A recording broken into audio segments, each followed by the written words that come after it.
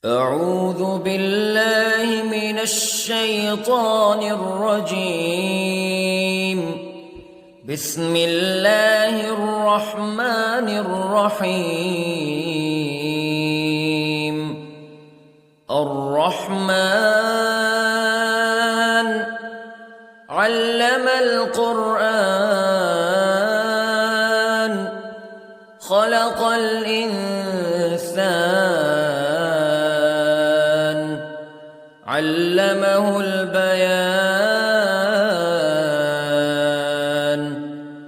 الشمس والقمر بحسبان والنجم والشجر يسجدان والسماء رفعها ووضع الميزان ألا تطغوا في الميزان وأقيموا الوزن بالقسط ولا تخسروا الميزان. والأرض وضعها للأنام فيها فاكهة والنخل ذات الأكمام والحب ذو العصف والريحان فبأي آلاء ربكما تكذبان. خلق الإنسان من صلصال كالفخار وخلق الجان من مارج من نار فبأي آلاء ربكما تكذبان. رب المشرقين ورب المغربين فبأي آلاء ربكما تكذبان. مرج البحرين يلتقيان بينهما برزخ لا يبغيان فبأي آلاء ربكما تكذبان. يخرج منهما اللؤلؤ والمرجان فبأي آلاء ربكما تكذبان. وله الجوار المنشآت في البحر كالأعلام فبأي آلاء ربكما تكذبان. كل من عليها فان ويبقى وجه ربك ذو الجلال والإكرام فبأي آلاء ربكما تكذبان.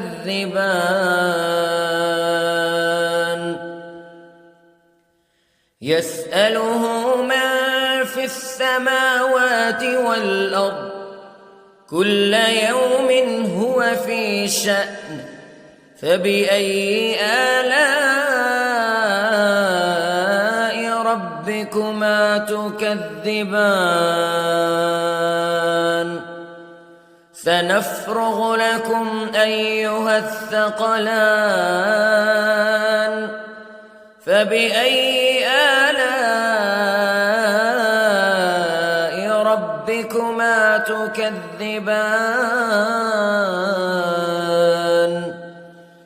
يا معشر الجن والإنس استطعتم أن تنفذوا من أقطار السماوات والأرض فانفذوا لا تنفذون إلا بسلطان فبأي آلاء ربكما تكذبان يرسل عليكما شواظ من نار ونحاس فلا تنتصران فبأي آلاء ربكما تكذبان فإذا انشقت السماء فكانت وردة كالدهان فبأي آلاء ربكما تكذبان فيومئذ لا يسأل عن ذنبه إنس ولا جان فبأي آلاء ربكما تكذبان يعرف المجرمون بسيماهم فيؤخذ بالنواصي والأقدام فبأي آلاء ربكما تكذبان هذه جهنم التي يكذب بها المجرمون يطوفون بينها وبين حميم آن فبأي آلاء ربكما تكذبان ولمن خاف مقام ربه جنتان فبأي آلاء ربكما تكذبان ذواتا أفنان فبأي آلاء ربكما تكذبان فيهما عينان تجريان فبأي آلاء ربكما تكذبان فيهما من كل فاكهة زوجان فبأي آلاء ربكما تكذبان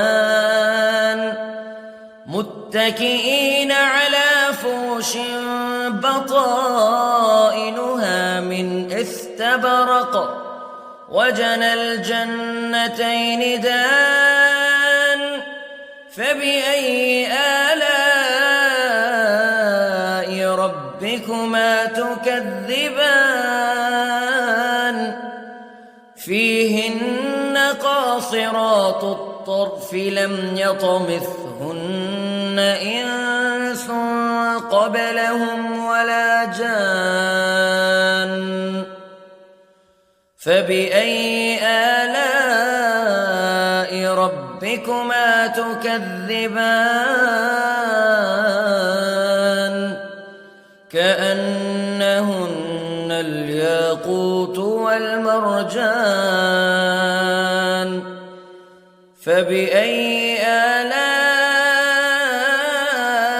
ربكما تكذبان هل جزاء الإحسان إلا الإحسان فبأي آلاء ربكما تكذبان ومن دونهما جنتان فبأي آلاء ربكما تكذبان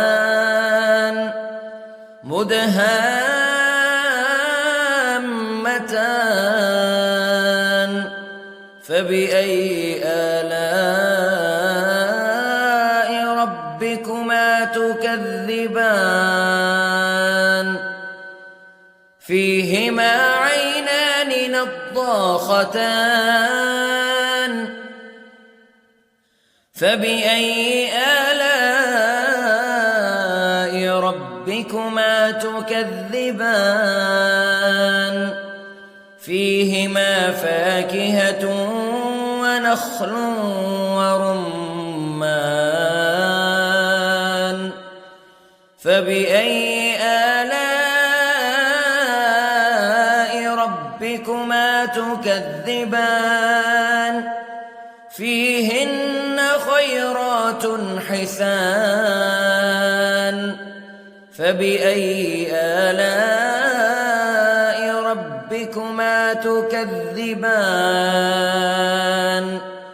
حور مقصورات في الخيام فبأي آلاء ربكما تكذبان لم يطمثهن إنس قبلهم ولا جان فبأي آلاء ربكما تكذبان متكئين على رفرف خضر وعبقري حسان فبأي آلاء ربكما تكذبان تبارك اسم ربك ذي الجلال والإكرام